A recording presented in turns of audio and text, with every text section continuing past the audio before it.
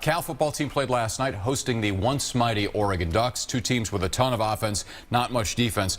Before I get into the highlight here, I don't want to sound like, get off my lawn guy. But remember when college football games used to go 3 hours, maybe 3:15, or Cal a few years ago started playing 3.5-hour games. All right. Cal and Oregon last night combined for 203 plays, the most in NCAA history. They played for almost 4.5 hours. They started at 7:30. They ended just a tick before midnight, Shoe. I went to bed at 11. They were up 21-0. So I don't know what happened. Well, Cal jumped out to a 21-0 lead. Davis Webb to Demetrius Robertson right into your living room, thanks to cameraman Abe Mendoza there. But in the second half, the Ducks scored 21 straight, and they would take the lead. It's Justin Herbert to Charles Nelson for the 6-yard score. All right, Bears take the lead back partway through the fourth when Webb finds a diving Trey Watson. Nice catch, 42-35. Oregon's turn. They'll tie it up again at 42 when Cal's Matt Anderson missed a 41-yard field goal at the horn to win it in regulation. Come on, SRV. Come on, Anderson. First overtime, Oregon takes the lead. It's Herbert to Jalen Brown for 20 yards, and it's 49-42 Ducks. All right, Davis Webb then ran in the tying score, the big guy. Anderson made the field goal for the lead in the second overtime. And the first turnovers of the game ended it. Cal's Jordan Konashik. The pick. Cal wins a wild one, 52-49 to beat Oregon for the first time in 8 years, while Oregon's losing streak reached 5 for the first time in 20 years. Here's ABC 7's Anthony Flores.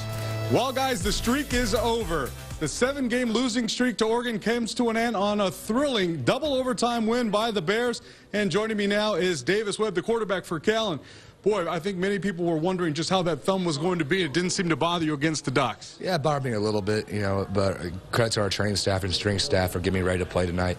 I would say there was about 10 throws tonight that really hurt a little bit, but, our teammates stepped up. The offensive line played their best game of the year, only had 1 sack, ran for 300 yards, passed for 300 yards. So credit to the offensive line and the receivers stepping up in the absence of Chad Hansen, who's one of our best players, and, they had a great game. So it was just a great team win, and obviously the defense stepped up when it needed to, and that's the kind of story of this team. We play 60 minutes. It's a fun one unless you're a fan of the Golden Bears and you're sitting on your seat crying, laughing, enjoying it, but, that's how we win games around here. What can a win like this do for your team moving forward? I don't know. I think we sometimes as a young team, I think we've learned not to be too high or not too low. That's something we've learned through the first half of the season, and we've had 4 extreme great wins. Australia, Texas was a nail biter, Utah was a nail biter, and this one's a nail biter. So not to be too high, not be too low after a tough loss. Just kind of stay the same and enjoy the process and just be around each other's teammates and just go out there and play hard for this university. Moving forward, how's the preparation affected with a short week for USC? Yeah, we got to get ready. USC is obviously one of the best teams on the West Coast, and they've done a great job recruiting. I've watched them as a fan. You haven't watched them on the film yet, but I've watched them just about most of their games, and I can tell they have great players. Dory Jackson, Sam Darnold. Oh, man, they got some players over there. So we have a tough one, and we'll enjoy this 12-hour little rule we have tonight, and we'll get back to work tomorrow and focus on USC. So it'll be a tough one. Congratulations on a big win. So Cal improves to 3-0 at home. Next week, they'll go in search of their first road win of the season as they head to Southern Cal to take on USC. Guys, back to you in the studio. Thank you. All right, now, Sonny Dykes had issues with not playing on Saturday. He said they didn't ask me about it. So now they're playing Friday, Thursday, which is ridiculous for the kids in school and the fans themselves, So Agreed. It's just out of control. College football needs to be played on Saturday. Case closed. Well, there's a few TV networks that might have something to say about that. It's just... All right, so when you were playing, I know it's a different era because everybody throws the ball so much more now. How many plays would you have on the offensive side of the ball? 65-70 would be a lot. And then that was a lot of plays in the Bill Walsh offense. We got a lot of plays off because of the short passing game. We matriculated down the field that way. So that was considered a lot of plays back then. Okay, 118. Cal ran an NCAA record, 118. It's insane. Offensive play. It's like a game and a half. It's almost playing 2 games. Right. 61 of those were passes by Davis Webb, and he threw for 325 yards and 5 touchdowns, and that was without his favorite receiver, Chad Hansen, who's out with a bad ankle. Well, this combination, except for yesterday, has to be the surprise of college football this season. Webb's a transfer, had only spring and fall to get ready, learn the offense, while Hansen couldn't even find a Division I school that wanted him.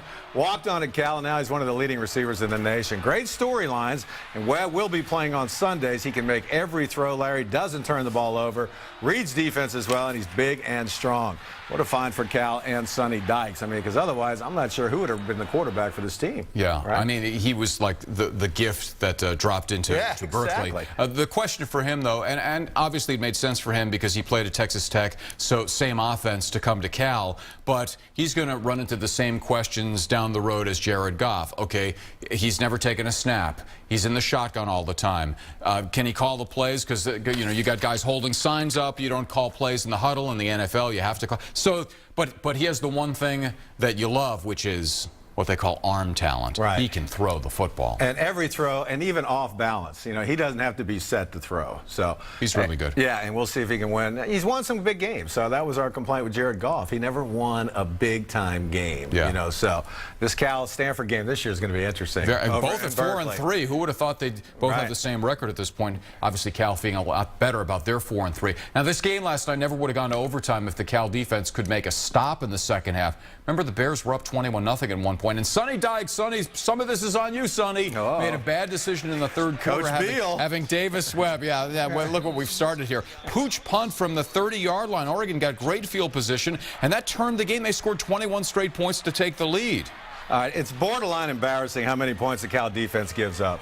Sonny Dykes teams have been never known for their defense, and they have Division I players. It's not a priority. Is the coaching not up to par? You got to ask that question. I'm not sure what it is, but the offense knows they have to put up 50 every night to have a chance to win. That's more pressure on the offensive side of the ball. And being a quick strike offense, that leaves your defense on the field a lot more minutes. Kind of self-canceling issue here when your offense scores 7 and your defense turns around and gives up 7. So I'm not really sure what's going on there, but I don't want to say it's embarrassing, but for a Division I school, they've got to be a lot better. Well, they've been shredded, especially on the defensive side of the ball with injuries. But it's almost like you're scoring 41 points, and you better, because you're going to give up that many points. Yeah. It does make the games exciting, and as we mentioned, That's true. rather long.